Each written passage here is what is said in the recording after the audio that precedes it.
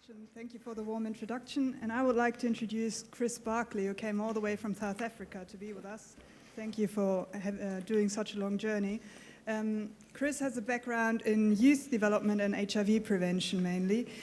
He holds an MBA. He used to play a lot of soccer when he was younger. Currently he's training for the New York Marathon, which is a fundraising activity, as I learned yesterday. So if you want to support his organization and see him run in New York, please contact him. He's still looking for some funds for that. Chris is part of the grassroots soccer project, which is supported by the UN Trust Fund to end violence against women. And he has been very much involved in developing the Skills Street project, which he's part of still, and which is part of the grassroots soccer project. And I will leave it at this and give you the floor, and we're very much looking forward to learning more about your projects. Thank you. Thank you for plugging the New York City Marathon for me. That was very nice of you. Thanks to everyone for having me. I'm really humbled to be here. I'm by no means an expert in gender, but I'm going to try to share the work that we do and hope that sparks meaningful conversations. In South Africa, when you're not sure how to address a group, who all the dignitaries are, you just say, all protocols observed, and then you get going. So I'll do that. I hope I didn't offend anyone. So I'm going to start a little bit. I think a lot of people might be asking, why is someone that works with soccer presenting in this forum? So I'll take a couple steps back and talk a little bit about our organization, Grassroots Soccer. So we were started in Bulawayo, Zimbabwe in the late 90s. This is the Highlanders Football Club. And it was started by former professional soccer players at this club. And in the late 90s, a lot of their friends and teammates were dying of AIDS, and no one was talking about it. And you can see in the background there the ability of soccer to bring Zimbabweans together. And so they had this really simple idea that they would somehow use the power of soccer to educate young people about HIV and AIDS. And 15 years later, this is kind of the core of our work still, that we use soccer as a tool to engage young people around HIV. And this point was brought up earlier about when we talk about we, who are we talking about? So although we work with youth in general, we focus a lot on adolescents. We think it's a really critical time in their life. There are a lot of changes happening physically, emotionally, and also it's also when most people start to explore their sexuality and start to have sex. We find it's a really critical time to engage young people. Another reason is that in HIV and AIDS, there is this gap between pediatric and adult services, and I think this is a really startling chart here. You have total adolescent AIDS-related deaths versus the overall trend, and I think it's really shocking to see this. And there are a lot of factors that play into this, but I think one of the critical barriers to young people accessing services is that health systems, adults, they don't really know how to work with adolescents. Sex is still very taboo among adolescents when you talk to elders or healthcare workers, despite the fact that most people start their sexual lives during adolescence. It's also important to note that HIV is a gendered epidemic. Women are disproportionately affected. In South Africa, I don't know why my slide is going, sorry. In South Africa, HIV prevalence among adolescent girls 15 and 19 is 5 times that of their counterparts. So we have to understand a gendered perspective in HIV, and related to that you have the linkages between violence and HIV, which is really about gender inequality. This is from a study of 15 and 16-year-olds. You can see some of the behaviors of young men. Already by age 16, 36 reporting perpetration of intimate partner violence, 27% reporting rape perpetration, and these are all clustered with a number of high-risk behaviors. And although these statistics may not diverge from trends among adults, I think it's really important to note how early they start, that these patterns of behavior start very early in life. And so what is the sort of normative environment? How do these come to be expected as you start your first romantic relationship? You may already be perpetrating violence. And again, looking at it from both perspectives, this is a quote from a social worker at the Tutela Care Center, which is a rape crisis center. And she was just saying that we have a lot of girls that have levels of acceptability and justification of violence in their relationships. So I think it's important to note that. So I guess this question of, okay, why would we use sport as a tool to engage young people around the issues of gender and inequality and violence? So there's some idea that sport has the power to change the world. So this wasn't a new idea. This is actually a quote by Nelson Mandela. I'll give you a second to read that. But there's also this perspective here that serious sport has nothing to do with fair play. It's bound up with hatred, jealousy, boastfulness, disregard of all rules, and sadistic pleasure in witnessing violence. In other words, it's war minus the shooting. So I think it's a really interesting concept to use sport, and sport as a cultural institution, but you also be very careful of how you use sport. And so we focus a lot on how to enhance the positive aspects of sport and how to use those. So for example, we advocate for this idea of people, young people in particular, needing champions and coaches in their lives, people that they can relate to, people just like me. And we find this to be really important, especially around sexuality, education, and gender. The idea that it's someone that they can relate to is really important, that it may not be an adult or someone from the next generation. The other thing that we focus a lot on is just the idea of fun. The education and learning and connections are all fun, and that's a really important part of dealing with young people. We focus a lot on teamwork and rituals. So this is something called opening and closing circle. It's something we do at every session. We start every session by bringing people together and having a moment to reflect and discuss and share. And we do that at the end of the session about the session we've just done. We focus a lot on praise, so giving people time to focus on the assets of young people. I think that's really important too. We think that interaction is a really good way to learn, especially with young people, and that there are times to bring boys and girls together, and there are times when all boys and all girls settings are really valuable. We really believe in this idea of personal connections too, so although we have group education, do people have time to feel like they can build really personal connections? I'm not sure why this is skipping, but if you can play the video, that would be great. So just one sec before I hit play. So this is one of our educators in Kailicha, and I think you'll see that it illustrates some of the possibilities with sport. Thank you.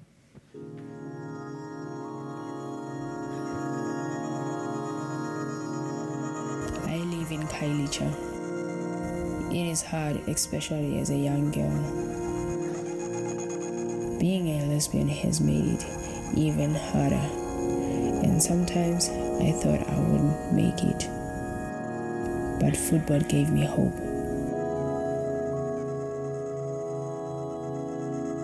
Now I can teach and I can learn.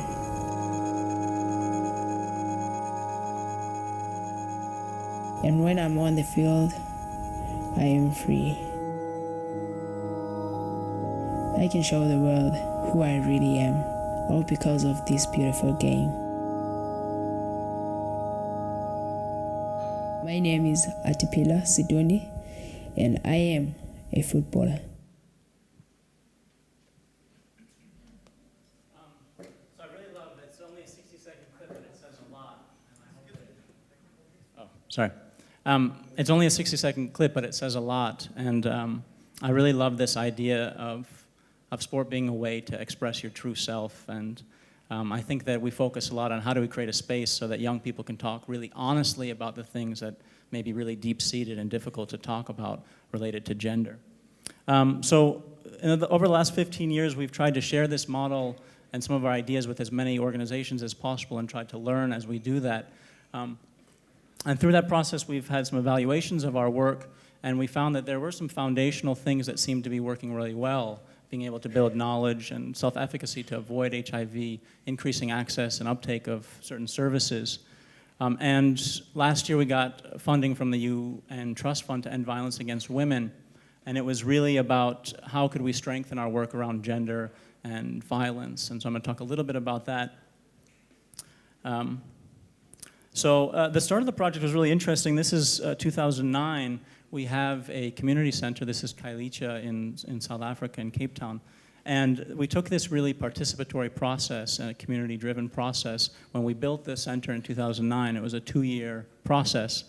And a year after the center opened, we realized that no girls were playing there, that it had become a male domain. And we had all of these questions about, we had sort of followed this participatory process. But interestingly, regardless of whether you bring a gender lens or not, it's there. So I think that was a real eye-opener for us, that by default, we had disadvantaged girls. And so we started this project in 2010 to basically help them reclaim that space. And we started these big leagues for adolescent girls to play soccer. And that became the basis of this project. Because interestingly enough, when you give girls that space, a lot of things started to open up and they started to become more and more comfortable. And so when we started the project, it was important that we tried to ask ourselves, what does gender equality look like at an individual level, and how do we measure it? This is a question that we used to use a lot. This is almost 2,000 girls answering this, and you can see it's a question about their right to say no to sex, and you have high baseline and high end line. And in the UN grant, we started to sort of question this, and this is, you can see here, these are some statements. So we started to change the instruments we were using to measure gender equality. So we instead used a bunch of scenarios, everything from teasing to sexual harassment to sexual jokes. And then we looked at the types of responses, their intent to intervene on those kinds of issues. And so I think it's important to know what do we really want when we say gender equality at an individual level. So you can see some of the responses here. I just highlighted in blue, maybe something that we aspire to, that it's not just being able to know what a right is, but actually being able to intervene whenever you see inequality. And so then this paints a really different perspective in our baseline study, that you actually have most girls still, when giving these scenarios, responding in this way. This is normal, I wouldn't do anything, or it would make me feel bad, but I won't stop, and I won't be able to stop thinking about it. So I think that's a really critical thing to consider in this setting, is that what do we mean by it, and how do we measure gender equality? Here are some other sort of key findings from our baseline study, and I just want to highlight that between 11 and 15, you actually had increases in the acceptance and justification of violence. You actually had decreases in the perceived benefits of sport from 11 to 15. I think that's quite interesting to note. The other thing I want to highlight here is really the absence of fathers in disclosure and support for girls who have experienced violence. And I think that for me that was a bit surprising, not that we know that some fathers aren't absent, but also these ideas of masculinity, of being this strong figure. I might have assumed that men would be really involved in that process of seeking justice for their daughters who had experienced violence, and they just weren't there at all. So from this we realized just how, well, I know for this group it's obvious, but we were quite naive that how complex and cross-cutting gender is. We hadn't really thought of it. We used to do it as this session, as part of this sort of thematic work across our program. And we quickly realized that in all of our themes, we have to be really clear that we want to address gender. Each of those dimensions of who we are, of society, has a gender lens, and it's important to have lessons in each of those. So that was one of the things that we're now working on, is how in each of these thematic areas, and this isn't exhaustive, but how do you address gender among young people? And I think what's been really powerful for me is, part of the transformation process has to be yourself. And so all of these dimensions of who we are, how do we reflect on how gender plays a role? This is my daughter when she's little. You can see how cute and adorable she is. And her long eyelashes. She's a little princess. But I think what's interesting to note in all of that, one thing I've become really aware of is the way that people interact with her often has to do with her physical attributes. And I thought that was really curious and something I wasn't aware of. And so in my dimension as a father now, how do I bring, am I transformed into a gender equitable father, and what does that mean? And that's an ongoing process, but I think it's really important. How do we personalize some of these messages? So this has been really profound for me in thinking about how people interact with my daughter, and how they do focus a lot on her attributes, because really, she's a million things. Her physical attributes are at the very bottom of the list when I think of who she is. She's curious and rambunctious and stubborn and creative. And the other aspect that I just want to highlight before I hand off is that this idea of fathers being absent, it really concerns me because one of the notions of masculinity that I actually thought was positive was this idea that the father is this powerful, supportive figure in the house, and that I would beat up any guy that comes near my daughter, kind of thing. And in thinking and reflecting on that, I'm really curious now if that's my idea of masculinity and fatherhood. In her most intimate moments, will she feel comfortable enough to come to me? And will I actually see the outcome I want? The outcome I want is that I'm supportive and there for her no matter what. But my idea of masculinity and fatherhood might actually prevent me from being there as a supportive figure when she has really serious things happen. So I think in dealing with men, if you really dig deep in certain dimensions, you start to see that your ideas of gender and masculinity are actually really harmful to what you want as a man, as a father. For me, that was really eye-opening to reflect on. How am I going to engage with my daughter when she's an adolescent, when she starts dating? Am I going to still have this sort of macho father figure, and what kind of impact might that have on our relationship? I think that's it.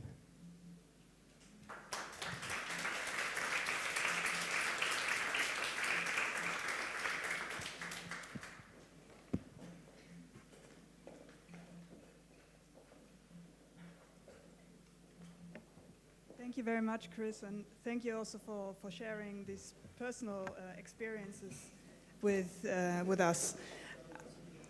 I would now like to welcome the other panelists who are joining us in this very moment. To my right, I have Barbara Boswell. Barbara is also from South Africa, and she's a research and project officer for the Young Women's Sexual and Reproductive Health and Rights Leadership Project at the African Gender Institute at the University of Cape Town. That's a long title. Barbara has done research on youth sexualities, a topic that we already touched upon, on feminist and women's movement. These have also been mentioned in the previous sessions, and on feminist approaches to Black South African literature. She supports research action projects on sexual and reproductive health and rights in 5 partner universities in the SADC region. And Barbara holds a PhD in women's studies, a master degree in gender and women's studies, and an undergraduate in journalism. So welcome, Barbara. Then next to Barbara, we have Heide Serra, who's from Germany and works for the German NGO Amica e.V. And Amica e.V. is supporting women and girls in crisis situations in Southeastern Europe, Northern Africa, and the Middle East. And Heide has a background in literature and in political science. Very warm welcome to you as well. And then last but not least, we have Mark Pieter from the Netherlands. He works with Rutgers WPF, which is actually a partner organization of DSW. And he is the advocacy officer in the Men Care Plus program, which has nothing to do with Nivea or creams you put in your face, but you will learn more about that later. Mark Pieter is also advocating for access and uptake of quality sexual and reproductive health and rights services for young people, and especially underserved groups here. And he studied development economics and international development in Nijmegen in the Netherlands. Chris, thank you very much for this presentation and for introducing us to your work. I was wondering where you see limits of working with sports, where you see limitations of getting girls involved in football and soccer, and how you also bring together the girls' groups you're working with and the men's groups, or the boys' groups.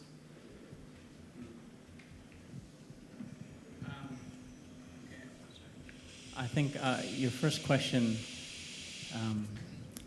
I'll address first, is, yeah, I think one of the limitations is that you have to look at the structure of what soccer is and the international bodies and the institutions, and I have to ask a really important question about, what are their positions, what are their interests, and do they have any perspective on gender? So I think, I know that it's different in different places, but certainly in South Africa, there isn't any even conversation about soccer as an institution for girls.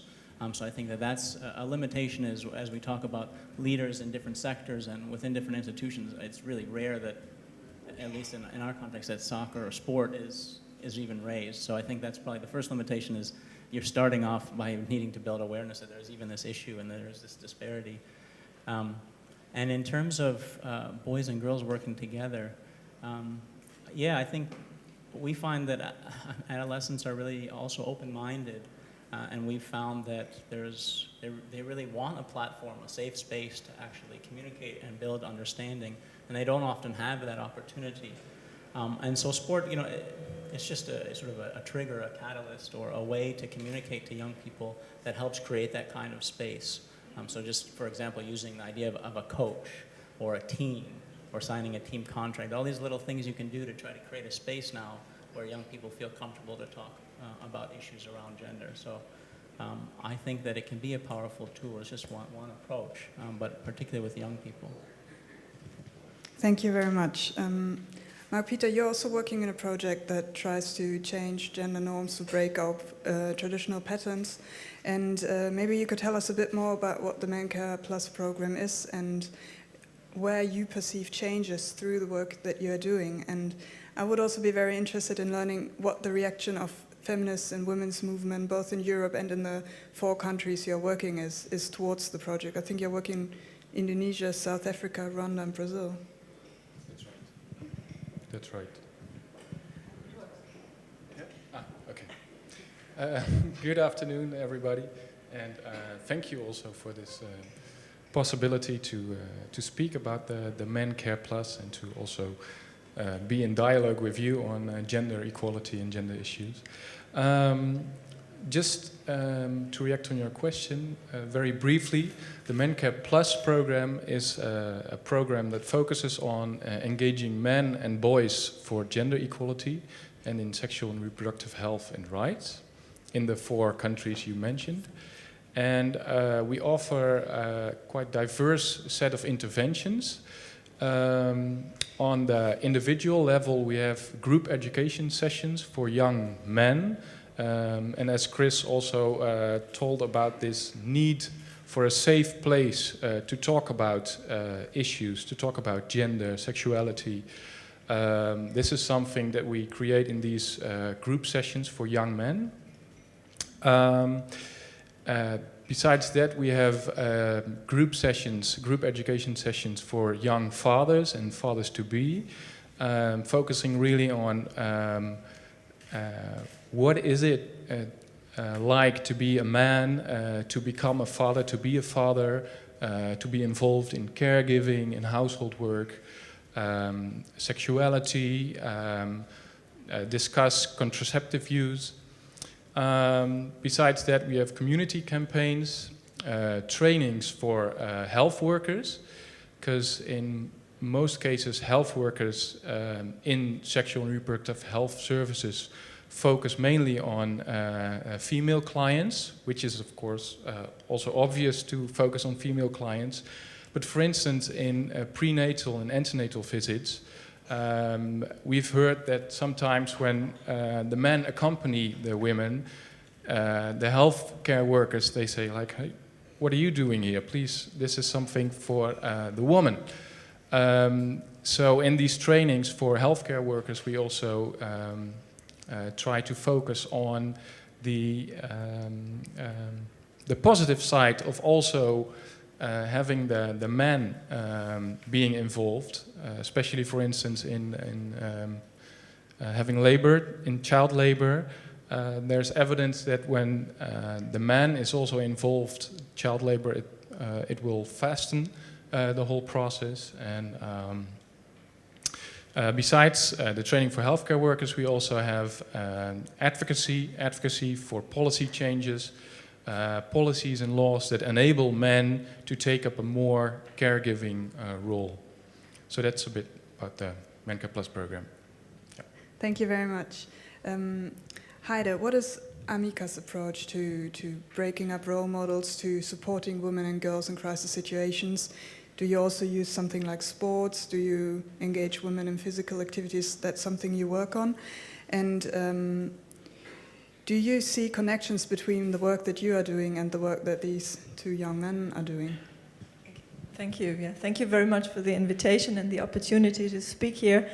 I'm working for an organization which is dealing with an issue that does have an effect on everything we are discussing here today in the social level, but also in the economic and in the ecological level, since we are dealing with the issue of violence against women, and especially with sexual violence in conflict.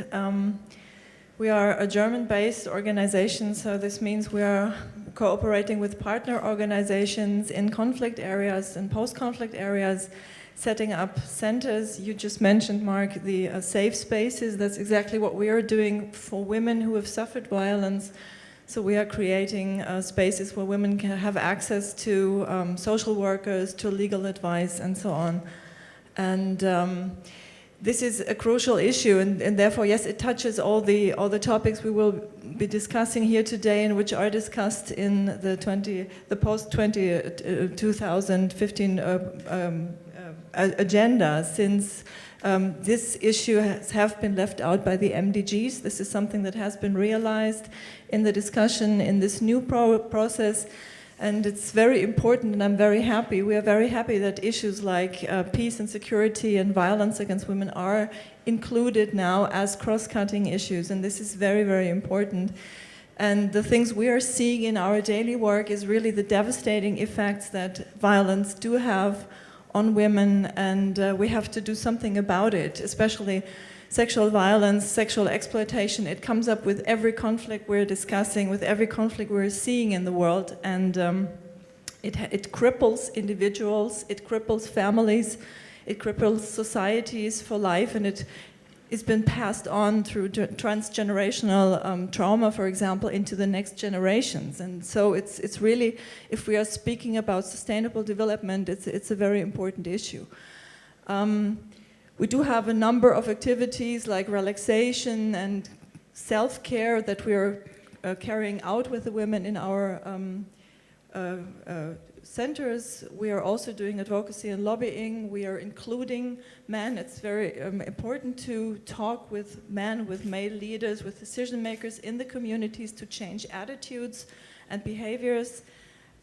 This is extremely important to make our work sustainable.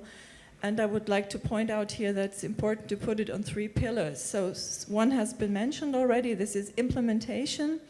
And the process we are discussing today is very important, but I would like to remind you all that we already do have a very comprehensive framework to end violence, to end discrimination today. There are a number of agreements that are already in active and have been addressed and accepted by all the countries. So let's implement it. We do need accountability. This is very important in the issues that we are dealing with. We had this huge conference in London this year on sexual violence and conflict, where we heard that we are living in a culture of impunity. So for women, sexual violence means shame, silence, the end of social life, and for the perpetrators it means impunity, and this cannot be. So that's something we need. And the last thing, this has also been mentioned today several times, is financing, and I would really like to stress that this is an important issue.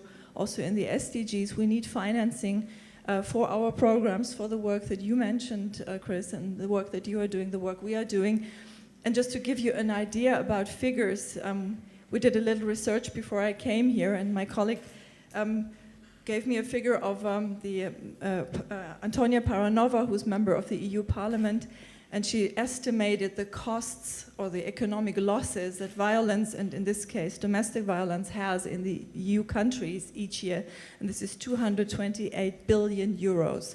This is half of much as of what the global financial crisis has cost Germany so far, and we are spending this money, we are losing this money every year, and I rather we could invest this in the future of women and girls.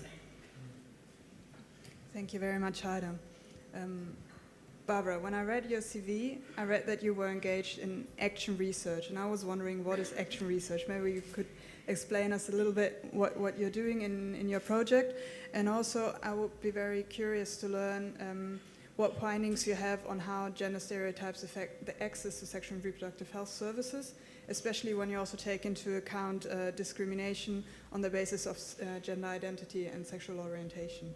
Thank you. So I work for thank you for having me here, first of all. I'm really delighted to be here. I work with the Young Women's Leadership Project.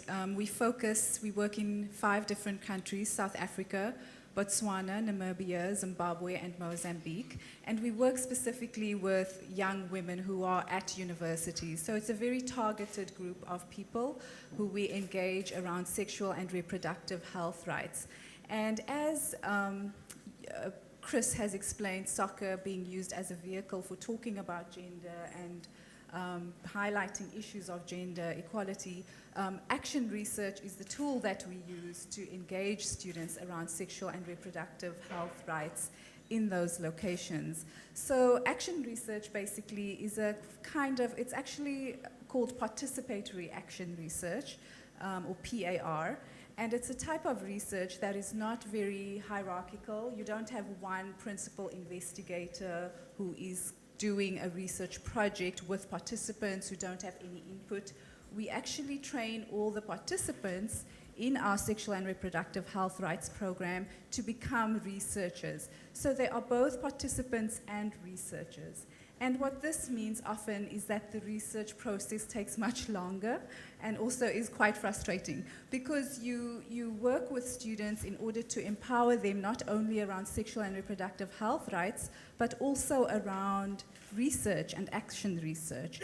And so it's not a traditional mode of doing research, but it's a way of working collectively and collaboratively and more democratically as researchers. So the students themselves set the research agendas that they want to achieve at the different campuses. And so you would see, while we have a Young Women's Leadership Project at all of these campuses, at universities in these different countries in Southern Africa, each project looks very different because it's very much driven by the students themselves, the types of research that they want to do. So, for example, the University of Namibia, they focus very strongly on femicide and gender-based violence in their context because it's a great problem there. Their research centers around femicide. Wits University, which is a participant, which is located in South Africa, had a very painful encounter this past year with 4 members of the staff being accused of and ultimately dismissed for sexual harassment. And so the young women there focused on sexual harassment and raising awareness around sexual harassment as part of their research focus. And just to say a little bit more about the project, we work in a context in Southern Africa where there's increasing economic disparities. People are becoming poorer people are becoming poorer, while richer people are becoming richer. And this gives rise to a context where gender-based violence is still quite prevalent. We see in the universities that we work in what we call transactional sex. It's where young women are having sex with often older men, partners, in order to fund their lifestyles and their university educations. So it's, this is a new kind of phenomenon we're seeing in Southern Africa, in a lot of the countries that we work in. There's also universal expectations of being married once you finish university or pretty soon afterward, and becoming a childbearing person for women. And then there's also a context of increasing homophobia and homophobic violence in South Africa. It takes a very specific form, but across the Southern African region, there's a strong discourse of anti-homophobia. And this, of course, impacts women in very specific ways in South Africa particularly. Where I see overlaps with the projects that have been mentioned so far, especially the masculinities projects, is that we also emphasize the need for a safe space in which women can talk about gender and sexuality. It's amazing working in the university setting as a gender studies lecturer and also as a person who talks and teaches and trains in sexual and reproductive health rights and also trains people to be peer educators. Often the women who get to university in Southern Africa are a very privileged subset of women in any case, and a lot of them are highly educated. They've had access to excellent educations throughout their childhoods, but coming into the university setting is often the first time that they have any kind of encounter with gender or sexuality. There's just been no space in their lives previously to talk about it or to unpack what gender is. And so, you know, this is a very useful space and a very productive space. And I think very critically, crucially, a space that should be enlarged to reach more people, more members of the population, to talk about what is gender and unpack gender ideologies in our societies, and then also look at the role of sexuality and sexuality ideologies in producing gender. Thank you very much. Chris, when we had dinner last night together and already started this conversation, and there we came about the role that schools are playing in perpetrating violence and also which role they can play in ending violence. What do you think? Which role can schools play in this, and how does social change against violence, against gender-based violence, come about, and how can it be sustained?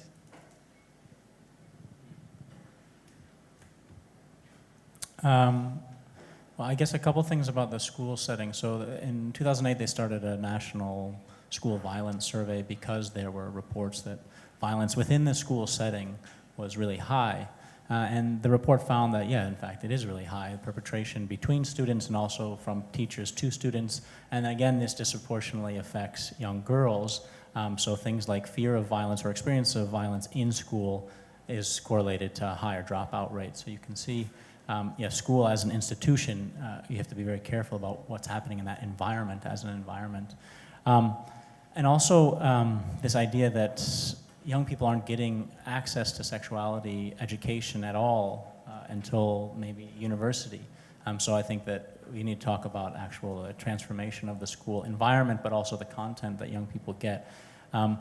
And yeah, the last thing was, I think we know that corporal punishment also has associations with increases of perpetration of violence. And corporal punishment, although it's banned in South Africa within the school setting, I was just saying that I've never been in a township school where the teacher didn't have a big branch underneath their desk that they use for whacking kids that misbehave or give wrong answers.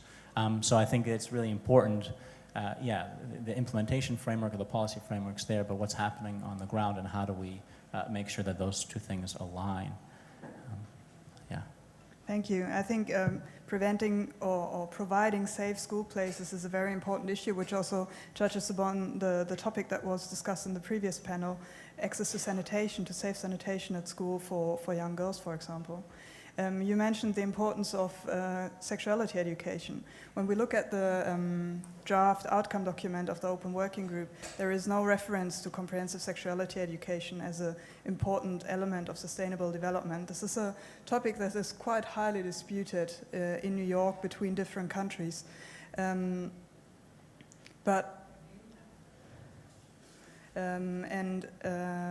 is also, under the gender goal, there used to be a target in a previous version on engaging men and boys in or for gender equality. This has dropped out.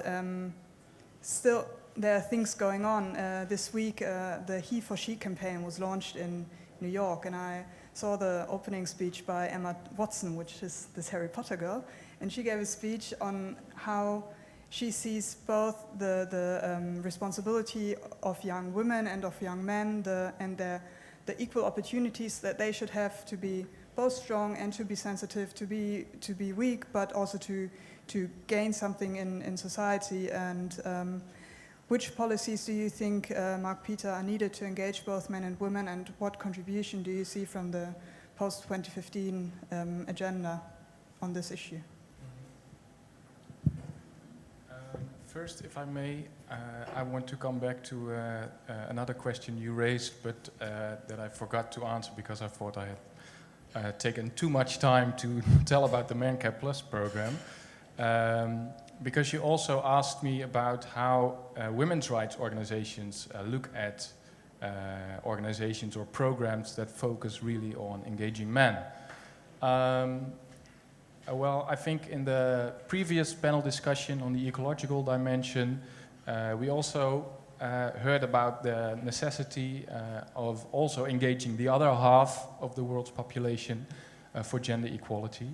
And I think when talking about gender equality, we're not just talking about women's empowerment.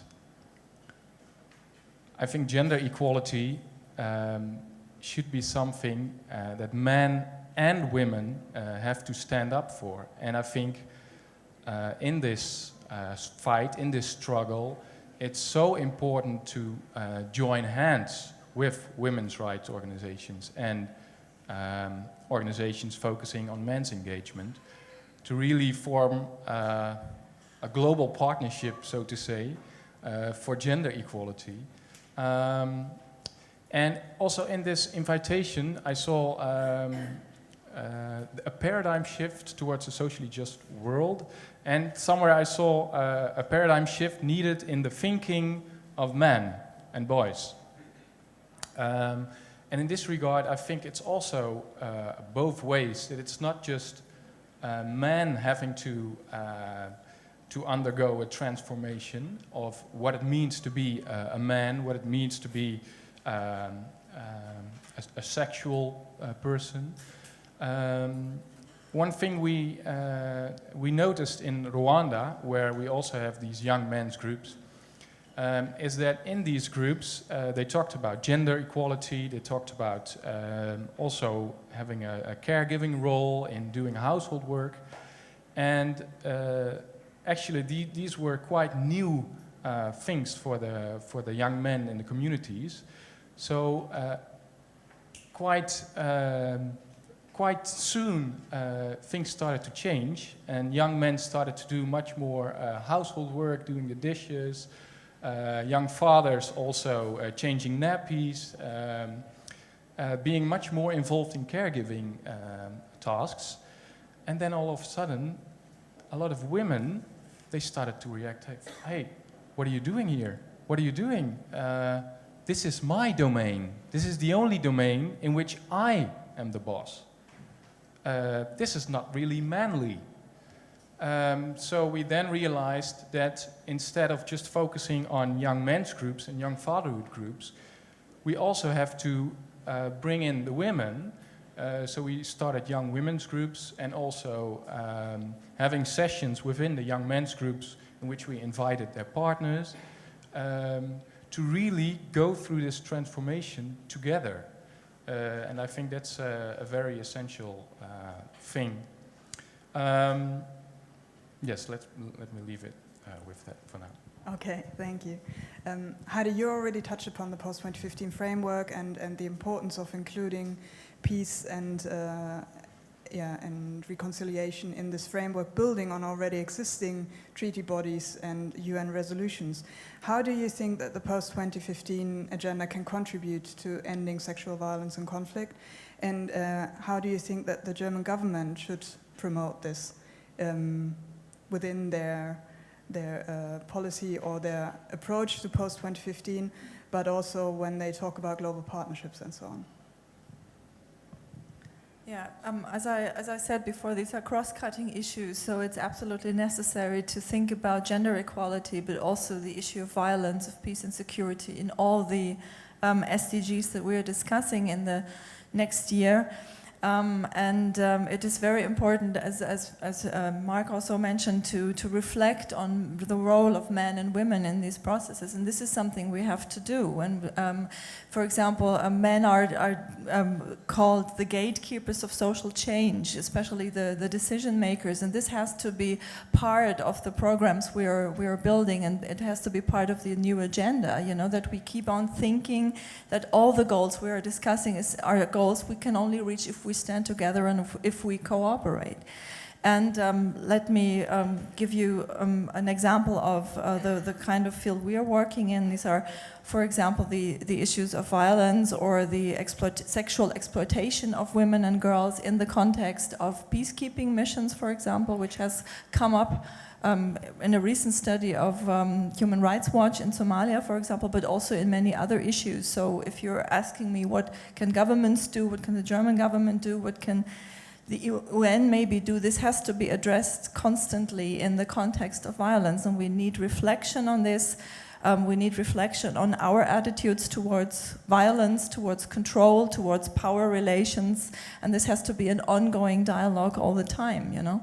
And as I mentioned before, the accountability is also very important, so there has to be a zero tolerance towards violence in all the kind of fields we're working in. Another example maybe, because we were talking about implementation, and we're setting up really huge legal frameworks, and you mentioned just a few of them.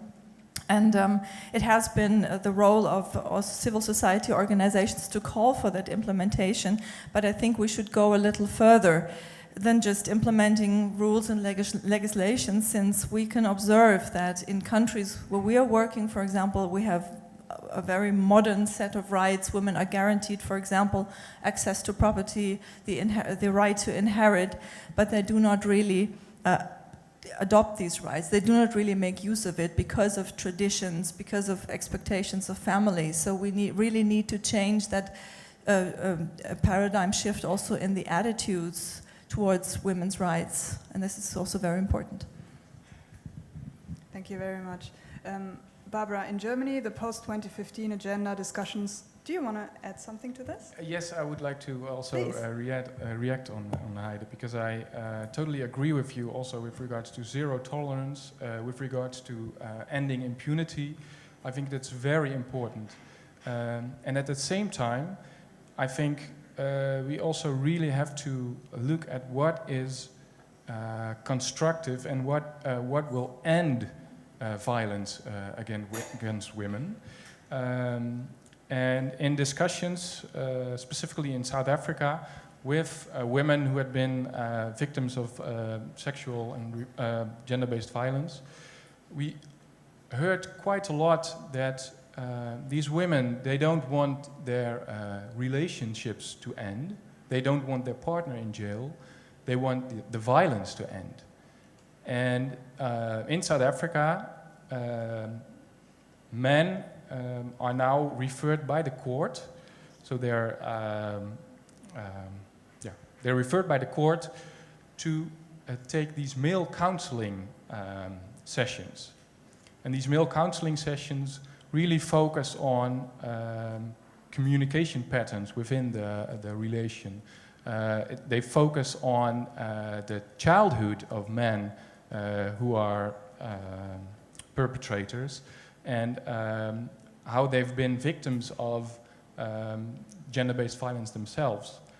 And we've seen quite a few times that in these sessions, some are with the partners, some are without, that these relationships heal and become a lot stronger. And I think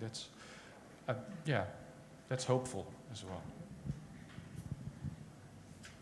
Now, Barbara, I will complete my sentence.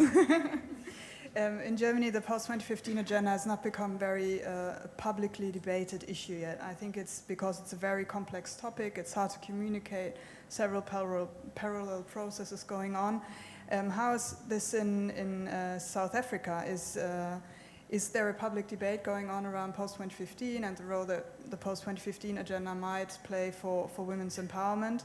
And also both within public and also within more specialized circles, what are the lines of discussions around SIHR and post-2015 in Africa? Okay, thank you. It's a difficult question to answer. We have a very strong civil society and organizations that are activist and active in South Africa. And so the circles that I move within and doing the other organizations doing sexual and reproductive health rights work, there is quite an awareness of it. But I would say publicly that there isn't really, if you're looking at the general body of the public around South Africa, it's really not one of the big issues at the moment. You know, we're more concerned with the Oscar Pistorius trial, those kinds of things. So I think, and perhaps this is, where we should do more work on making it more accessible and understandable. I think also that moving ahead, there was just a declaration or a speech by the Minister Dlamini in South Africa, Social Development Minister, where she spoke on the 22nd at the UN, talking about the Addis Ababa Declaration on population and development, which was endorsed in 2014, and that is being used as a way of thinking about sexuality and sexual health rights for women in South Africa, of actually actualizing those rights. And she has made quite a few initiatives that the government is now starting with. One of them is the 1,000 Days campaign, which looks at lives, babies being born, and the first 1,000 days in a bid to reduce infant and maternal mortality rates around birth. So that will be, these are being implemented. Also increased access to contraceptives and abortion in South Africa. And she makes the very important claim that we cannot have gender equality, gender equity, and the empowerment of women. We cannot actualize those rights without actualizing sexual and reproductive health rights for women and for men. So I think, you know, what is important is an integrated approach to gender, which looks at sexuality and looks at sexual and reproductive health rights and includes it in conceptions of gender. I think it would be, my own personal view is that we need to teach, as someone who teaches gender studies at the university setting and sexuality studies, that to have that integrated throughout curricula from when students start school, from the age of about 5 straight through, to have a kind of a gender studies curriculum and also combine that with sexual health education would go a long way, because it seems like we are socialized into this violent culture of gender in South Africa. In South Africa, I can only speak, I don't want to speak for the rest of the Southern African region, but it's almost as if men are being socialized into quite a violent, hegemonic masculinity. And how can we really intervene in that, the way that gender is constructed? By the time you become an adolescent or you get to the university setting, a lot of that socialization has already taken place. So to think about doing work at a very young age and to just train people to first of all recognize that gender ideology exists. I think for people who are not working in the field or who are not working as gender practitioners, the invisibility of the ideology of gender. It's the air that we breathe, but we don't know about it. We don't know how we are gendered until someone makes us aware or until we start reflecting on where do these roles come from. So that kind of intervention would be extremely helpful. Do you want to make a brief remark before I open for the audience for Q&A? Yes, I would like to add something to what Barbara just said, because you're so much into research, and this is maybe something where the SDGs could be extremely helpful, because we are all talking about measurability, we're all talking about measurable indicators. That was the word of the data revolution, and this is exactly what we need, because the topics we're discussing today, we still do not fully understand, and the issues that we are dealing with in our work, sexual violence and conflict, are maybe the most underreported crimes that are existing today. So what we do need are clear indicators, measurable indicators, and we also need indicators for peace, for violence, and for security. Like, for example, we need to know how many men and how many women do take part in peace negotiations, in how many peace treaties, ceasefires, agreements, and so on. The issues of women are mentioned, for example. So I would really like to end my part here in this discussion with a call for measurable indicators and clear indicators for peace, security, and against violence. Thank you. Thank you very much for that. I've now had the pleasure to ask you many questions, and I would like to share this pleasure with all of you, so please, hands up for any interventions, questions. Yeah. Is there a microphone?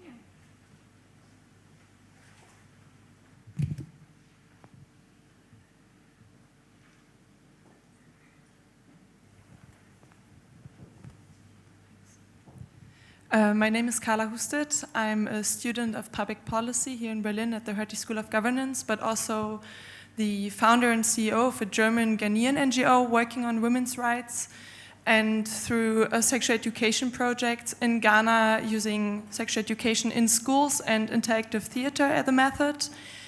But although our main project on these topics is in Ghana, I sometimes feel like the view, I mean, we're talking about an international problem, but when it comes to gender equality, women's oppression, we always look at the South, and we sometimes tend to forget that it's a global problem and it's everywhere around us. And I feel that the awareness that this is the case also over here in Germany is not there. Like just some days ago, we had a meeting from my university, an HSA meeting, and the question of having a quota for our HSA was risen.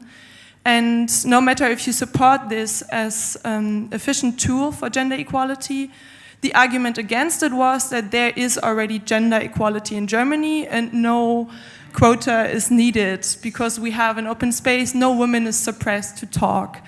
And I think this shows that we sometimes should not forget to look at ourselves and what needs to be done over here.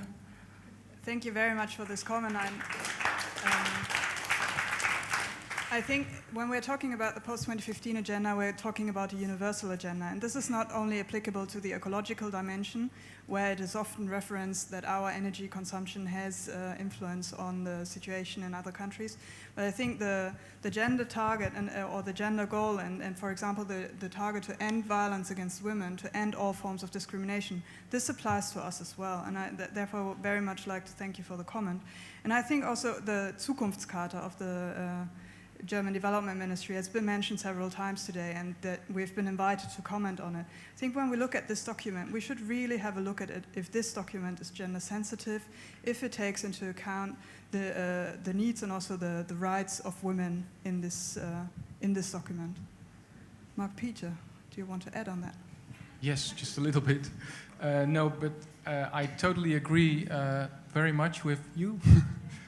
And just wanted to mention that within the work of Rutgers WPF, we work internationally, but we also have a national program. And only since this year, we have a new program called More Than Macho. And it focuses on teenagers in the Netherlands. And they've held focus group discussions in which they had asked the young men to make photographs of how they look at manhood and what is real manhood. And what came out of that was that what was positively valued, let me check, or what was negatively valued was group pressure and being a player and the need for a big car, hunting for ladies, not caring about schoolwork. And positively valued by these young puberty teenagers, yeah. Respect for men and women who dare to be themselves. That is strong. Romance, caring for your girlfriend, being there for your family. Respect for craftsmanship. Respect for men who go on despite challenges. So just... Thank you for that additional information on the work you're doing in the Netherlands. And I see one more question over here. And please feel free to raise your arms whenever. Thank you for these wonderful examples. We had in the discussion one aspect: what can school do to change to make a change in direction gender equality? In our research, we developed programs, training programs for teachers, for parents, for example, that are working with men and women, half and a half, to do this work, to change attitudes, to change the consciousness so that the teacher, because if the teacher has the work to change into gender equality, it is really a problem if the teacher itself has not changed his attitudes towards women. Because this is the basis, first to work with the teachers, to work with the parents, fathers and mothers, so that they can change their attitudes. And I think this is important, and only then you can get success in this direction. Thank you very much. I see one hand there in the back and then over here.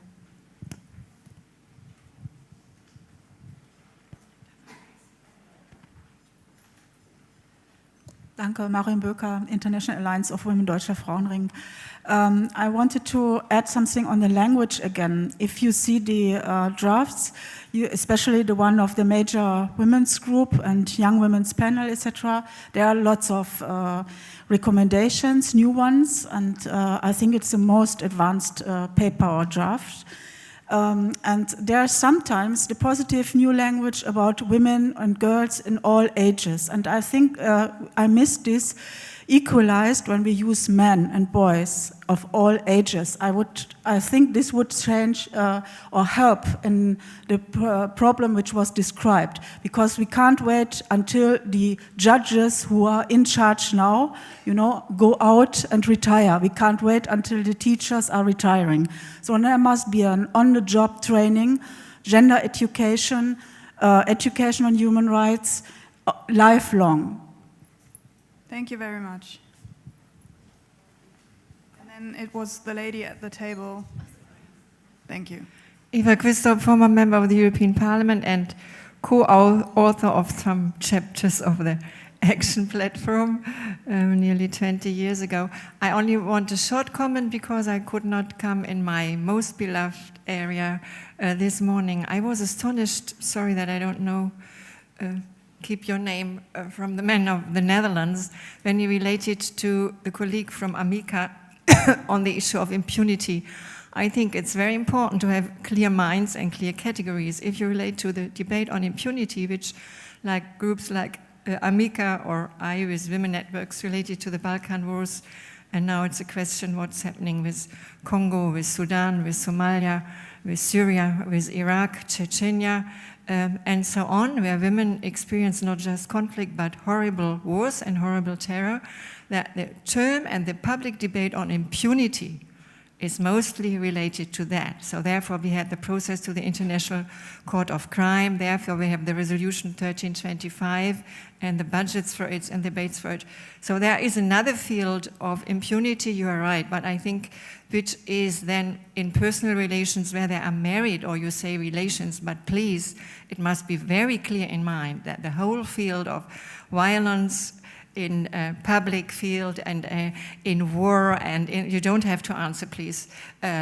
You just take your microphone. But I think it has to be very clear. And to relate to the lady of Amica, I don't know, maybe it's wonderful that you go on with a sort of persistency with the issue of indicators we have been demanding 20 years ago even. And it's important for researchers and for changing science and for changing statistics and think tanks and so on. But we live in a time which is so urgent related to war and horrible crimes. You see, I think 200,000 women had to flee from Syria and Iraq, and some of them are in slavery, that I think we need something else beside indicators. And that there I come to my issue. As a former teacher, I do not like it if changing mentality, economic, social, ecological lifestyles, pattern of economy and financial markets and so on, just returning to schools. It's 19th century thinking, I would say, by all wonderful things which have to be changed at schools and which you mentioned. But the teacher of many young people nowadays is the internet, is the TV, is even the smartphone, and in all countries of the world.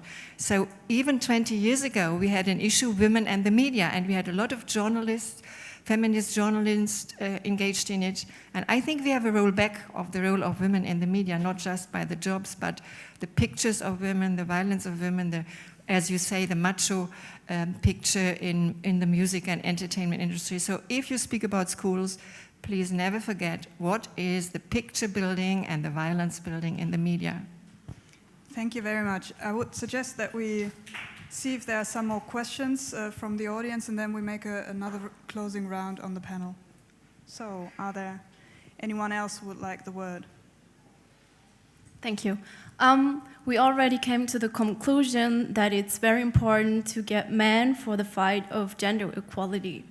Now, in Germany, 63% of all men are against or not interested in gender equality.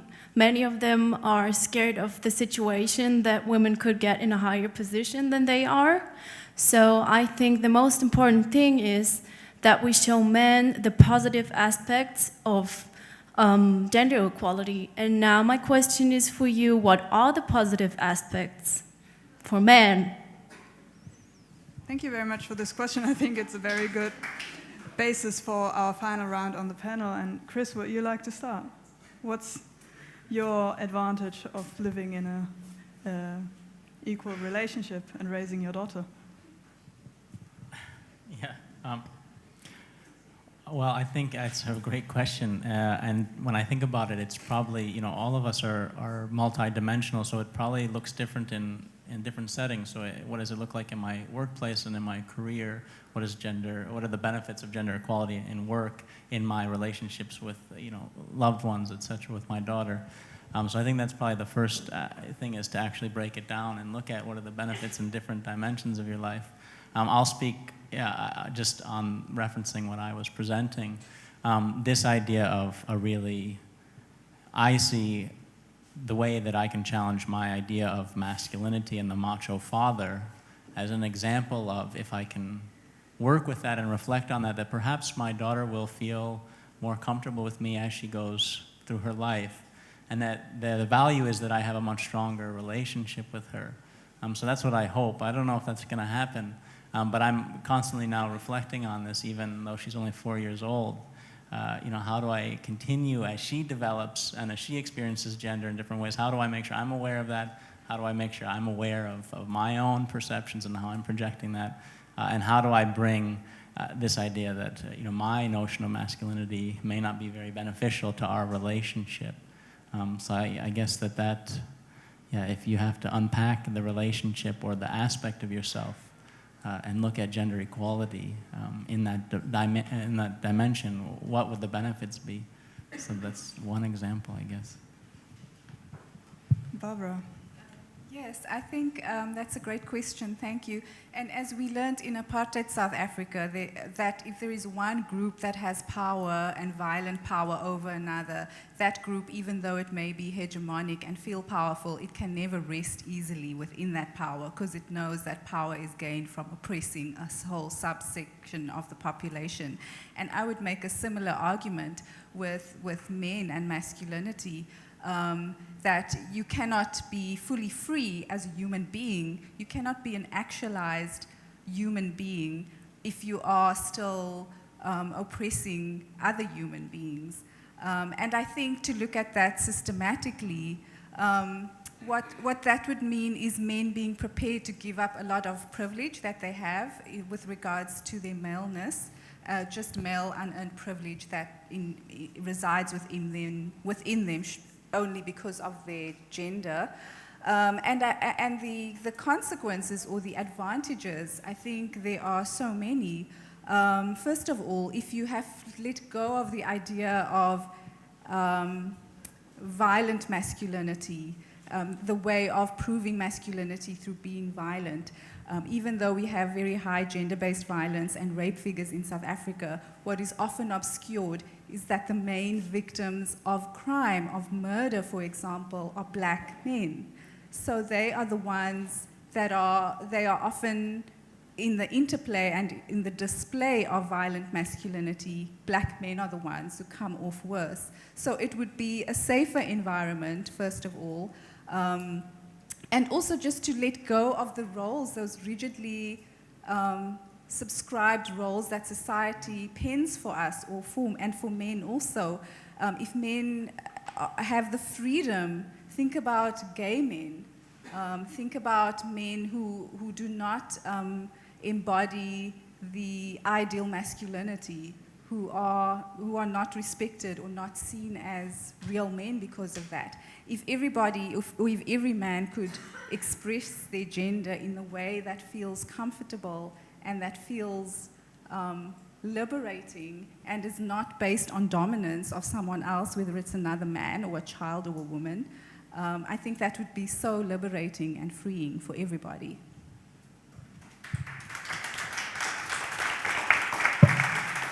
Thank you very much.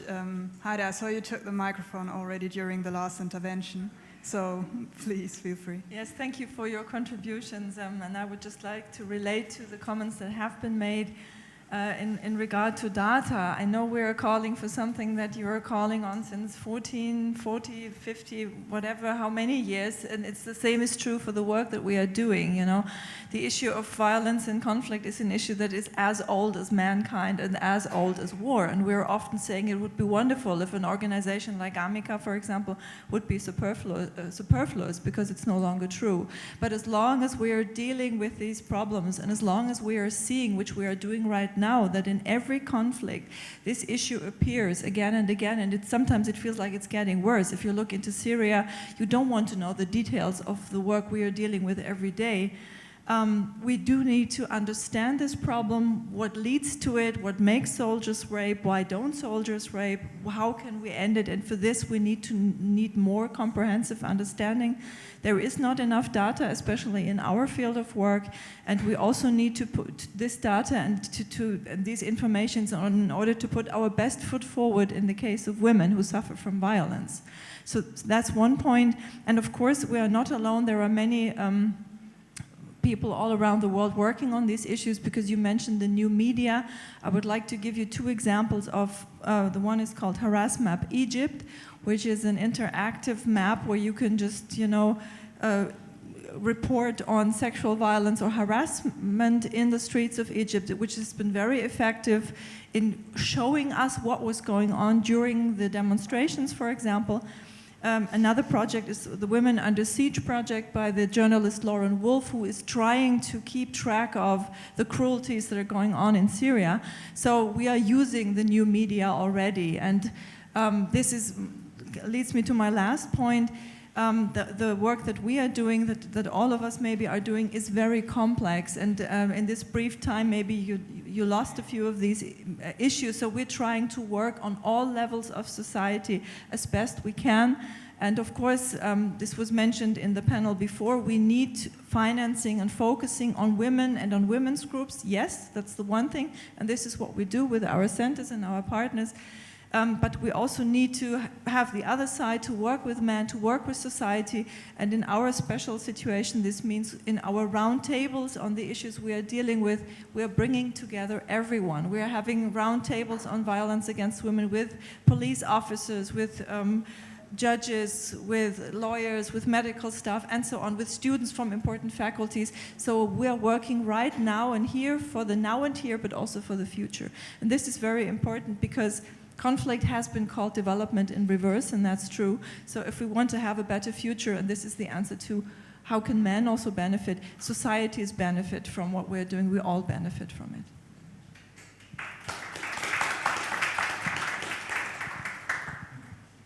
Mark-Peter, you also grabbed the microphone during the interventions from the floor, so I guess you have something to say. Yes, and it was not meant to start a debate, but only to agree very much with the lady who spoke about ending impunity. I totally agree with you on that. And with regards to what I mentioned about counseling services for men, you are totally right.